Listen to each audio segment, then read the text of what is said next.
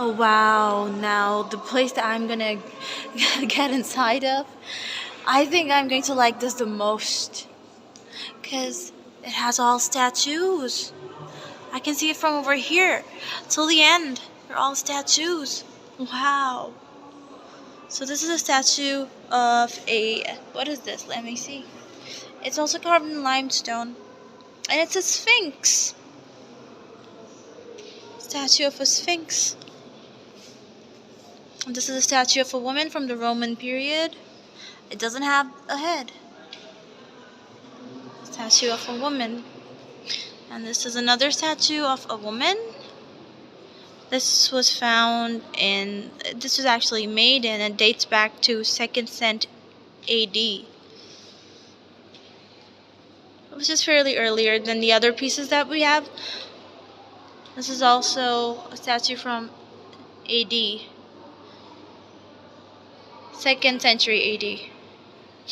When I say you should understand that I'm saying century. And this is another headless statue from the Rome period. This is made out of marble, by the way.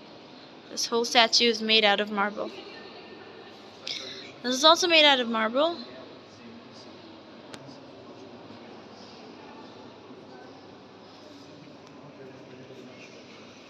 Found in 3rd century. This one was found in 2nd century AD.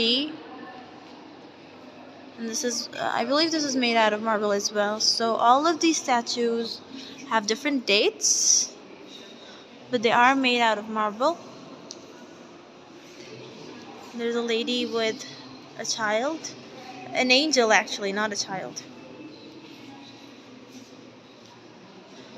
And this seems to be something very significant. Let's take a read first. Said that this statue is very significant. Turns out it is significant, and it is one piece of the twin statue Dioscar. So as we all know, when we say dio or die, it means two. So he is one of the twin brothers of the mythological Greek god Zeus. And this is from the Greek period, by the way, 2nd century AD. The statue is actually from the Rome period, as it says, and this is the statue of Athis. It was discovered in 1971, and the whole statue, this is a statue, and not what I was thinking priorly. जो कि मैं समझ रही थी, it's a shield of some sort, until I got close to it, and it's a statue. It was discovered in 1971.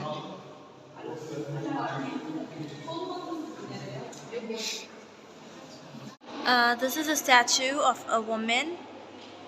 It's dated to 2nd century BC, and it's made out of marble.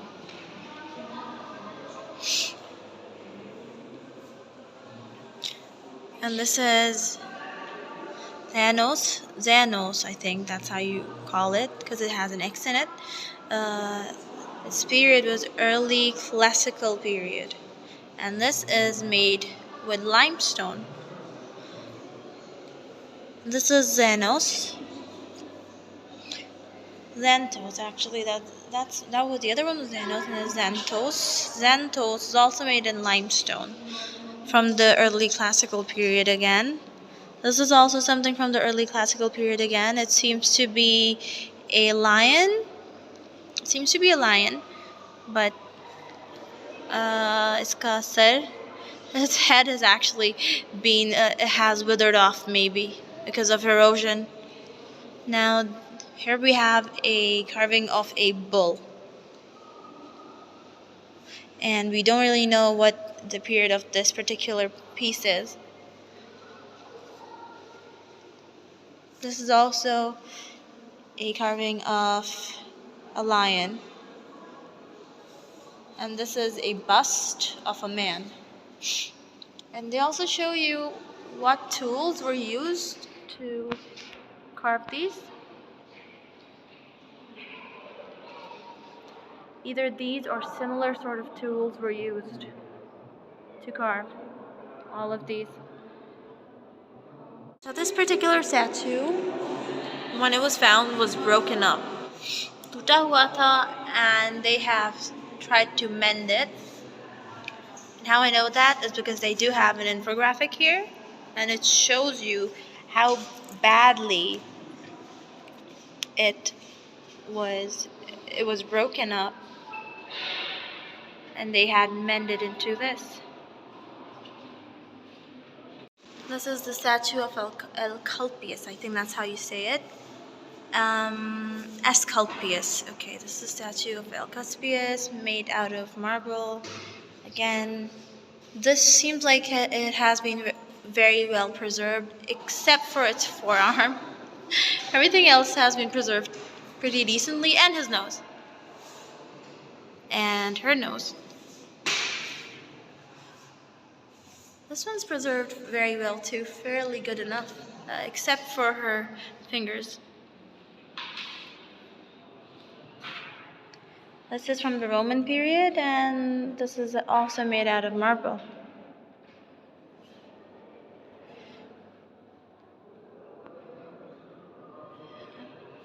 Okay, so this statue, which was supposed to be here, is currently, this artifact, as it says over here, this artifact is currently sent to the exhibition in Istanbul Airport Museum. So there are some pieces here which have their structural integrity compromised, so they put in a rod so that they could be stable enough to be displayed. And over here, it's the same thing. Rods. This is the statue of Hermes with his lamb, or it's a ram, not a lamb. It's the biggest one over here, I guess. The biggest statue here. This is the statue of Emperor Tyrion.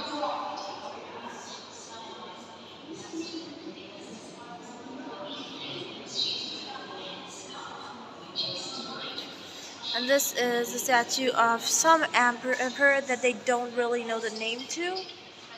It was also discovered in it is from 2nd century AD.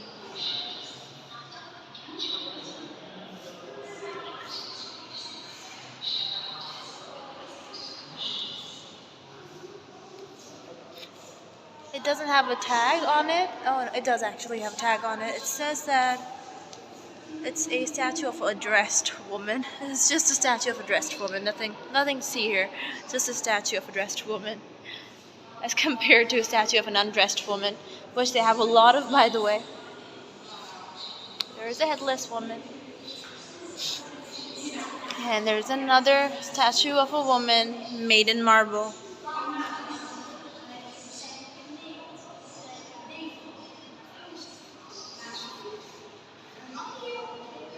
I believe that this one is also extremely big. Alexander the Great. This is a statue of Alexander the Great, who is probably one of the most famous emperors in the history. And this is a statue right here.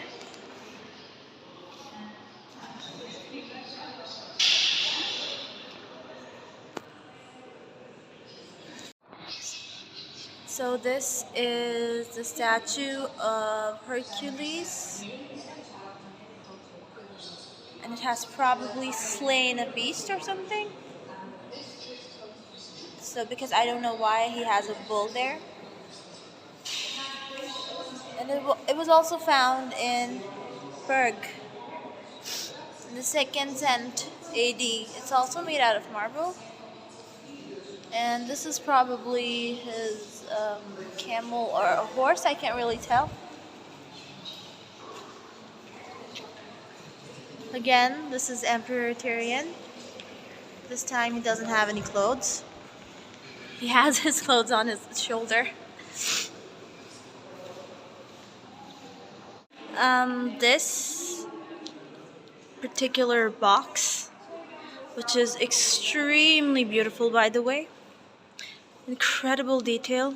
You can actually touch it. It's one of the first few museums which doesn't have those like red lines. Only a few products or a few things have red like chains around them, red link chains, but none over here. So you can actually touch it and look at the stone and everything, you see?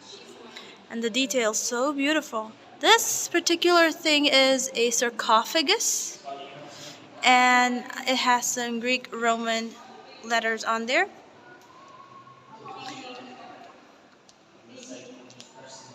A sarcophagus, as most of you would know, is a grave, is a box sort of a thing where you put in the deceased member and bury it. That's what it is. Kabar hai ye. That's the right way to say it. Beautiful. This is also a sarcophagus, but with a different design. And these are basically, from what I can tell, they have different people or families on there. So these particular ones belong to the same family. For example, this one and this one might belong to the same family because it has similar architecture. It has similar architecture. Or maybe these were warriors. Okay, we can actually see what it was. So it says that the fragment. Oh no, it's just telling us about the how they extracted the sarcophagus. So this fragment of sarcophagus was smuggled abroad. Okay, after illicit excavations in Prague, and given back by Paul Getty, Museum of USA. Oh, so this was smuggled and then retrieved. Amazing. This also has like similar architecture, but it seems to be like it was a child's sarcophagus because the the statue and the carving over here is of a child and it's much smaller. This one should also be of a child because again this is very small. This is what it looks like from inside.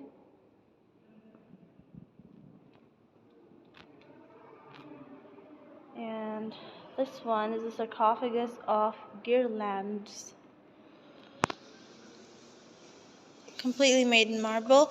This was also smuggled and then brought back.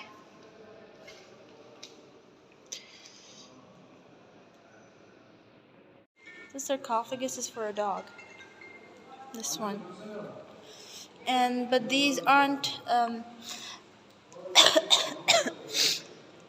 these aren't found here in Anatolia region very frequently. Rather, these are found very scarcely because this is for a dog. The sarcophagus has Medusa's head on it so that it can be protected by evil.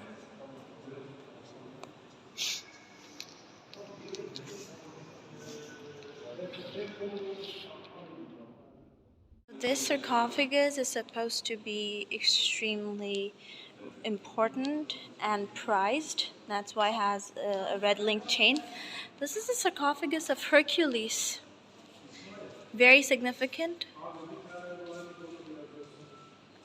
And that's the reason it has been protected.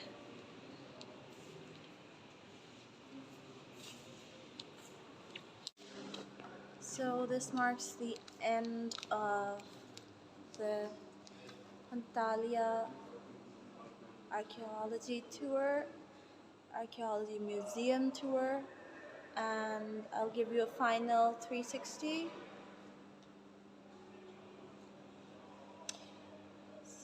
It's a beautiful, amazing piece of history. I don't really appreciate history enough, but coming here, I really think that it made me appreciate history more. And if you do come here to Antalya, I think that you should invest some time and definitely come here because it's worth a trip. It definitely is worth a trip. And still going out, still have some beautiful pieces to look at with incredible amounts of history that just cannot be covered in a day or even 2 days or even 3 days. So yeah, just coming out, they still have some pieces in display. So I'll be coming back to you guys next time. This has been Antalya Archaeology Museum. Take care, bye.